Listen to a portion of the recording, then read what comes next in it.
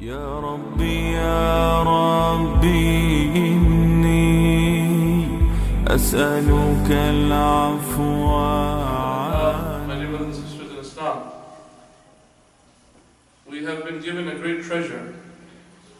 When Allah subhanahu wa ta'ala made us from the ummah of the greatest of creation, Prophet Muhammad sallallahu alayhi wa sallam. And we have been given an even greater treasure that Allah subhanahu wa ta'ala has bestowed upon our beloved Prophet Muhammad sallallahu alayhi wa sallam, the most exalted character, Akhlaq al-Muhammadiyya sallallahu alayhi wa sallam. And Allah subhanahu wa ta'ala praises this quality, his qualities sallallahu alayhi wa sallam, and praises his blessed character in the Quran in Surah Al-Qalam, where Allah subhanahu wa ta'ala says, وَإِنَّكَ لَعَلَى خُلُقٍ عَظِيمٍ. That you, and indeed you, my beloved Prophet sallallahu alayhi wa sallam, لَعَلَى خُلُقٍ عَظِيمٍ, you are on the most exalted of character sallallahu alayhi wa sallam. That you are on the most exalted and most noble character sallallahu alayhi wa sallam. And why did Allah subhanahu wa ta'ala bestow this character upon him sallallahu alayhi wa sallam? So that the light of his character sallallahu alayhi wa sallam can leave imprints on his ummah and those that follow him sallallahu alayhi wa sallam. Such imprints that they become reflections of his beauty sallallahu alayhi wa sallam.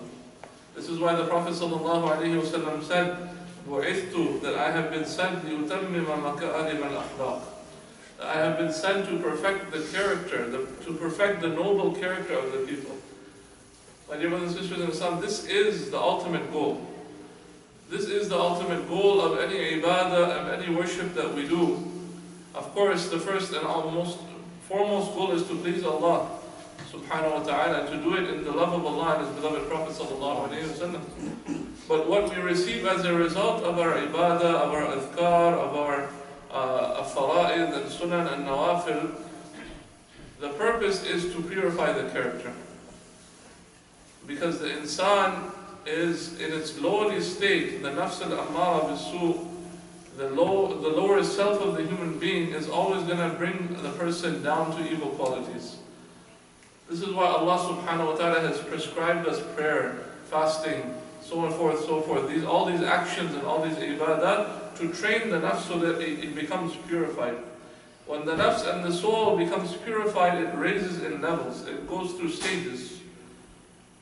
Right? Nafsul Amara, then it goes to Nafsul Mulhama and Nafsul Mutma'inna. It has different stages. As the awliya Allah, they explain in their kutub. The likes of Shaykh Abdul Qadir Jilani, the likes of Shaykh Junaid al-Baghdadi, the likes of Imam al-Ghazali, and those who follow them and those who are before them. Radiallahu anhum ajma'in. So what happens when your nafs becomes purified, your capacity to behold the character traits, beautiful qualities, it becomes more vast.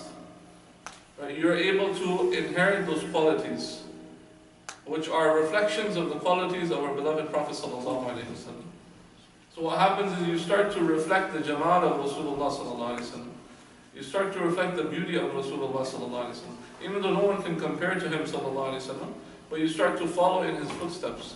And when you follow in his footsteps, then you become beacons of light. Each person, each Muslim becomes a beacon of light in him or herself. Such a light that you can now guide others to Allah subhanahu wa ta'ala. And subhanallah, when you're at such a stage, my dear brothers in Islam, when you're at such a stage where you're reflecting the beauty of Rasulullah, and you're reflecting the light of Rasulullah through your character, then you don't need to talk much. You don't need to talk about your actions. You know, there is a saying in English, actions speak louder than words. This is haqiqah. There is reality in this saying. And we also, as Muslims, believe in this, that actions speak louder than words. If you look in the history of Islam, how was Islam spread? Not much talking. It was more through the akhlaq of the Quran. It was the akhlaq of Rasulullah that was reflected upon the Muslims. And when people saw that, then they had no other choice than to submit to the word of Allah subhanahu wa ta'ala. They said, who is this? And what is this? And who are these people? And what kind of people are these? That they prefer other people over themselves. That they are starving, but they would feed people. That they would go hungry, but they would make sure that their neighbors are fed. Allahu Akbar. That they would sleep without blankets, but they would make sure that their neighbors and the people of the communities had blankets to sleep with. Subhanallah. They would go into deficit in their businesses, but they would make sure that they would not rip anybody off. This was the akhlaq. And this is what transformed the people's hearts. And indeed, this is a reflection of the Jamal and Akhlaq al-Muhammadiyya that Allah subhanahu wa ta'ala praised. وَإِنَّكَ لَعَلَى خُلُقٍ عَظِيمٍ. And that indeed you are on the most exalted of character. My dear brothers, my dear brothers and sisters in Islam, if we want to be a wholesome community, if we want success, then we have to work on our akhlaq. I'm not excluding myself from this. I'm including myself first and foremost than anyone else. We have to work on our akhlaq. And the akhlaq has to do with the heart, the character traits of the heart. For example, one thing we can take, just one thing. Every Jum'ah we can explain one thing, and the whole year will pass and we won't even encompass all of the traits. But if we just take one thing at a time, we can see how beautiful these character traits are of Rasulullah sallallahu alaihi wasallam. For example, the Prophet sallallahu alaihi wasallam taught us to have a good opinion of one another. Husnul dhan. Husnul dhan is something that we should always have. Husnul dhan, good opinion. Having a good opinion with Allah subhanahu wa ta'ala first and foremost. What does that mean, having a good opinion of Allah? Having a good opinion of Allah, that Allah subhanahu wa ta'ala wants best for you. That Allah subhanahu wa ta'ala will forgive you. That Allah subhanahu wa ta'ala is a creator that is forgiving and merciful. This is having husnul dhan. What else does it mean to have husnul dhan with Allah, having a good opinion? That Allah subhanahu wa ta'ala will accept your dua. Inshallah, even if He's not accepting right away, you have the belief that inshallah He will accept it one day for you. And if there's a delay, then this is from the wisdom of Allah, the hikmah of Allah subhanahu wa ta'ala. This is having husnul dhan. This is why the ulama, they say when you make dua, don't think that, oh, Allah might not accept my dua. No, this is not a good akhlaq, this is not good, this is not a good quality to have when you're making dua. But when you have husnul dhan, that yes, Allah, you have the yaqeen, Allah is mustajibul da'awat, He is the one, mujibul da'awat, He is the one who accepts the da'awat. And He says in the Quran, Ud'uni astajib lakum, that call upon me and I will accept your dua, I will answer your prayer. When you have that yaqeen, this is how we should ask Allah subhanahu wa ta'ala. Regardless of how poor we are in our states, regardless of how sinning we are, but when we make dua with the yaqeen and the husnul dhan that Allah will accept our prayer. Ameen ya Rabb. We have husnul dhan with Rasulullah sallallahu alayhi wa sallam. We have husnul dhan that He is the best of creation, that He is the most beloved to Allah subhanahu wa ta'ala, that He was sent as a mercy, that He did not commit any sins sallallahu alayhi wa sallam, that He was pure sallallahu alayhi wa sallam, and He was pure and He purified others sallallahu alayhi wa sallam, that there is no one more noble than Him sallallahu alayhi wa sallam, that we aspire to be with Him in paradise ya Rabbil Alameen. We have these good opinions of Rasulullah, that there is no aib, there is no shortcoming in Rasulullah, that He is pure from that. As the Quran is la rayba fi, that we have husnul dhan with the Quran, that the Quran is the word of Allah, there is no doubt in it, then the Prophet sallallahu alaihi wasallam is la aiba fi, that he has no shortcoming, he has no aib sallallahu alaihi wasallam. He is pure, he is Sayyidul Ma'asumeen. All the prophets of Allah are ma'asum, they are free from sin, and the Prophet sallallahu alaihi wasallam is their leader sallallahu alaihi wasallam. We have husnul dhan with one another, my dear brothers and sisters.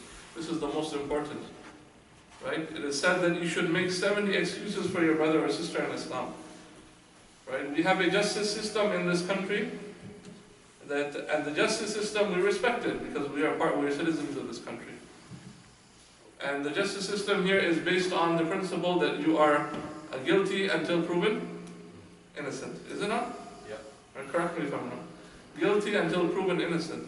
But as our dealings with one another as Muslims, Allah subhanahu wa ta'ala through His Quran and the Blessed Prophet sallallahu alaihi wasallam through His teachings has taught us that our principle should be innocent until proven guilty.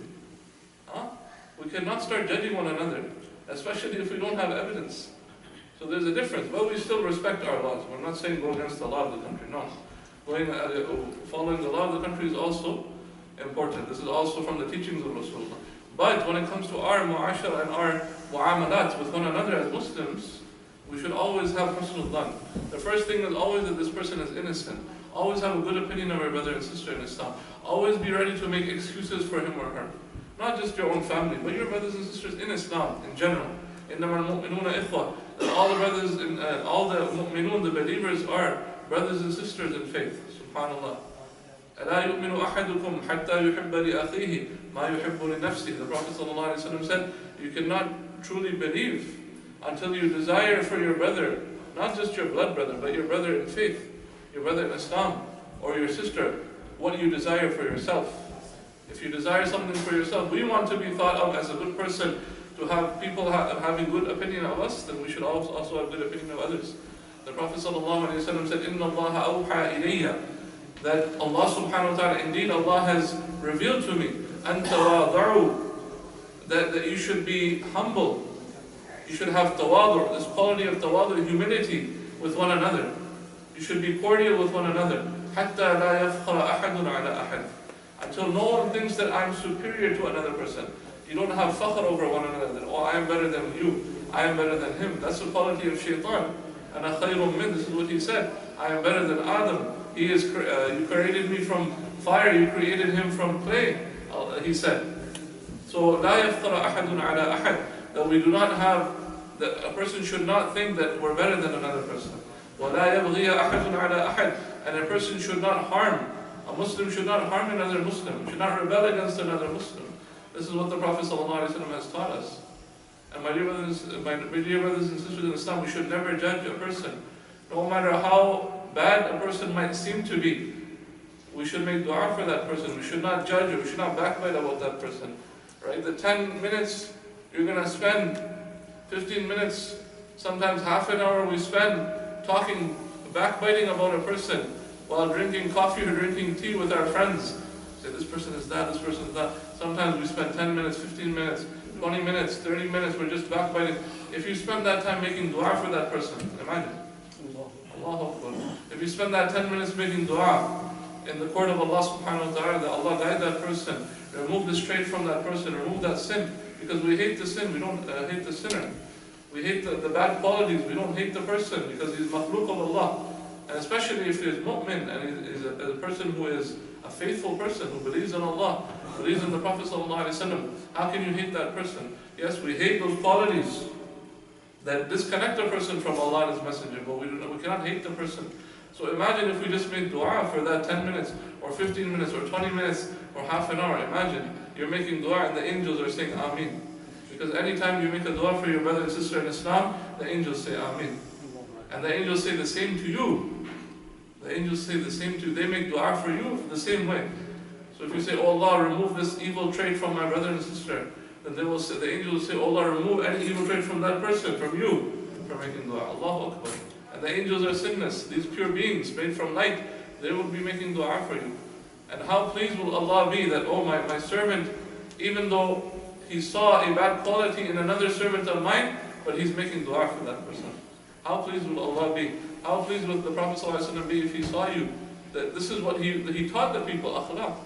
Right? Even if a person does bad to us, we do good to them. We do not repel evil with evil. We repel with afu, we repel with pardoning. As the Prophet ﷺ was commanded by Allah, khudil af, that hold on to pardoning. Afu is a great quality. If a person can have this quality, raises your ranks in the presence of Allah subhanahu wa ta'ala. In another hadith, the Prophet ﷺ said, مَا نَقَصَتْ صَدَقَةٌ مِّن مَالٍ, that he started speaking about charity, that if you give charity, it does not decrease your wealth. Giving in the way of Allah subhanahu wa ta'ala does not decrease your wealth. He is al-Raziq, He is al-Razzaq. He will replenish your wealth. There's no decrease, or there is no shortcoming in the treasures of Allah subhanahu wa ta'ala. Allahu Akbar. He is the creator of everything. To Him belongs everything in the heavens and the earth. Subhanahu wa ta'ala. And then what did the Prophet ﷺ say right after? وَمَا تَوَاضَى أَحَدٌ لِلَّهِ إِلَّا رَفَعَهُ اللَّهُ عَزَّ وَجَلَّ. That if any person shows humility, if any person, وَمَا تَوَاضَى, they show tawada for the sake of Allah, then Allah subhanahu wa ta'ala raises their rank. Their spiritual rank is raised. The darajat are raised, and on the day of judgment they will be in higher ranks because they had tawada, they had humility before Allah subhanahu wa ta'ala. SubhanAllah, there was a pious scholar in the last few centuries from Damascus, and his name was Shaykh Badruddin al-Hassani. Shaykh Badruddin al-Hassani, he was a Sayyid from the descendants of Rasulullah ﷺ through Imam al-Hassan, the grandson of Rasulullah ﷺ. And he was known for his extreme tawada. He was not only a shaykh and a scholar and a wali of Allah subhanahu wa ta'ala, and an Arif Billah, he was also a Muhaddith, he was a Hafiz al-Hadith. And you know what, a Hafiz al-Hadith, to be a Hafiz al-Hadith, you have to memorize at least 100,000 Hadith of Rasulullah. Right? To be a Hafiz al-Quran, you memorize the Quran. To be a Hafiz al-Hadith, at least 100,000 Ahadith of Rasulullah. This person, Shaykh Badruddin Hassani, he was such a man where he went into khalwa, he secluded himself for 18 years in his home. He didn't want to do anything with other people. He said, I'm secluding myself for 18 years in my home, and he memorized the hadith of Rasulullah. And he became a Hafiz al-Hadith. And he's known, especially amongst the people of Sham. If you ask them, they say he's such a bright scholar. Shaykh Badruddin Hassani, rahmatullah alayhi. And subhanAllah, you see his tawadu', he was a sheikh, and he would teach durus, he would give lessons in his masjid, in the Jami Masjid in Damascus, the Umayyad Masjid, the Umayyad Mosque, very famous mosque. And this is also the mosque, it's said, where Sayyidina Isa alayhi salam will descend. And he would give lessons in that mosque. And whenever there was a new student in his class, he would tell that new student to lead salah. Allah Akbar, he's the Imam, he's the sheikh. The other students would be surprised, they would be shocked. Why is he telling them to lead salah? And sometimes that new student would not even have a beard on his face. He would be clean shaven. And he would be a new student and he would say, you lead salah. So he would make the new student lead salah. And when the new student would lead salah, then Allah subhanahu wa ta'ala will bless that new student that he would become guided by that. His hidayah will start from there. And then he would grow a beard, he would become, he would follow the sunnah of Rasulullah sallallahu alayhi wa sallam. His akhlaq would change by the barakah of the shaykh allowing him to lead salah. Another instant, and this story teaches us, this one that I'm going to tell you, not to judge people. Sometimes we see people don't pray salah, we start to judge them. Oh, this guy's going to go to hell, astaghfirullah. How can you say that? Remember, again, we hate the sinner, we do not hate the sinner. It's a very important point. So, Shaykh Badruddin Hassani, he lived on the same street as the Umayyad Masjid, in the Umayyad Mosque in Damascus. And his street, his house was located in such a place where when he would walk to the masjid, on the way to the masjid there would be cafes. And for those of us from the Arab world, you know, we have cafes and they have something called the hookah, the shisha people, or the gira, whatever you call it. People smoke, they have coffee, they drink, and they spend their time. This is a social thing that they do. This is part of the culture. Huh? So sometimes when he would walk to the masjid, and his students of knowledge would be walking with him behind him to the masjid, he would look at these people in the shops and he would say salam to each of them. He would give salam to the people smoking the shisha and smoking the hookah, and he would say salam alaikum, salam alaikum, salam alaikum, assalamu alaikum, to each and every one of them. Huh? This is a lesson for us. Sometimes we see somebody doing something wrong, we don't even give salam to them. We think we're better than them already. But the shaykh, look at his piety, he would give salam to them. And the students got fed up. The students of the shaykh, they said, Ya shaykh, why are you giving salam to these fusaq? These people are disobeying Allah, they're smoking, the time for salah is there, they're not even going for salah, and you're giving salam to them. You're a shaykh, you're sayyid, and you're giving salam to these fusaq? The shaykh said, leave them to me, okay, leave their affair to me. Leave their affair to me. Don't bother me about this. You do what you have to do, leave their affair, I'm going to give salam to them. And he would keep giving salam. What happened was, in qalab al-hal. That means sometimes Allah subhanahu wa ta'ala changes the states. Those people in the shops, they ended up in the masajid, and his students ended up in the shops. The students that would say, don't give salam, they ended up in those coffee shops. The hidayah was removed. And those people who were in the coffee shop, because he would give salam to them, they ended up in the masajid. They ended up praying behind the shaykh and attending the durus. Allahu Akbar. This is akhlaq, my dear brothers and sisters. This is the same shaykh who would send his students to the prostitutes in the city of Damascus, in the area, those districts where they have prostitution. He would send on Eid, subhanAllah, he's a shaykh, he's a sayyid, he's pious, he's a wali of Allah. He would send them envelopes of money. He would send his students, go to the prostitutes and give them this envelope and say, this is from Badruddin and he is giving you money for Eid, make dua for him. And the prostitutes were so affected by this that they did tawbah and they became his students. And they left what they were doing. This is akhlaq. This is just one example. There are millions of examples. We don't have time. Akhlaq al-Muhammadiyya. This is our greatest treasure. If we realize this, then we can rule the world. Not rule the world by the sword, we can rule the world by the akhlaq and the jamal al-Muhammadiyya sallallahu alayhi wa sallam. that people will automatically, they will bow. They will bow. They will bow to Allah subhanahu wa ta'ala, and they will submit themselves to the akhlaq of Rasulullah sallallahu alayhi wa sallam.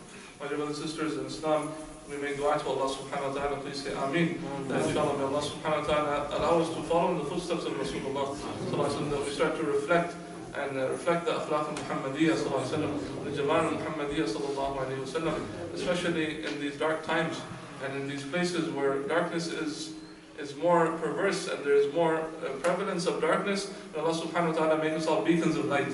You know, subhanAllah, a light doesn't make such an effect, right? If I hold a candle out right now in the light, it's not going to be a big effect. But if it's dark and you hold a candle or a light, look how it spreads the light. So we have to be like that. We can't say, oh, we're in fitna, we have to be the lights. So that in these dark times, in these dark places, our light will have a greater effect, inshallah. May Allah subhanahu wa ta'ala accept our attendance here. This blessed day of Jummah, this Eid for the believers and the people of faith. Alhamdulillah, may Allah subhanahu wa ta'ala give shifa and afiyah to all those who are sick and those who are ill. May Allah subhanahu wa ta'ala raise the darajat of those who have passed away from the Ummah Muhammadiyya sallallahu alayhi wa sallam. For all those who are suffering in any form or way from the Ummah, may Allah subhanahu wa ta'ala remove their suffering. May Allah subhanahu wa ta'ala remove the oppression from the oppressors. May Allah subhanahu wa ta'ala take hold of the oppressors, Ya Rabbil Alameen, and remove any oppression from the Ummah of Rasulullah sallallahu alayhi wa sallam. May Allah subhanahu wa ta'ala forgive us and encompass us in His mercy, and may Allah subhanahu wa ta'ala connect us to Him and His beloved Prophet sallallahu alayhi wa sallam, and give us a husnul khatamah. أقول آمين بكلمة لا إله إلا الله محمد رسول الله صلى الله عليه وسلم. أسألك العفو عني ولم يخب فيك ظني يا مالك الملك يا وال أشكو إليك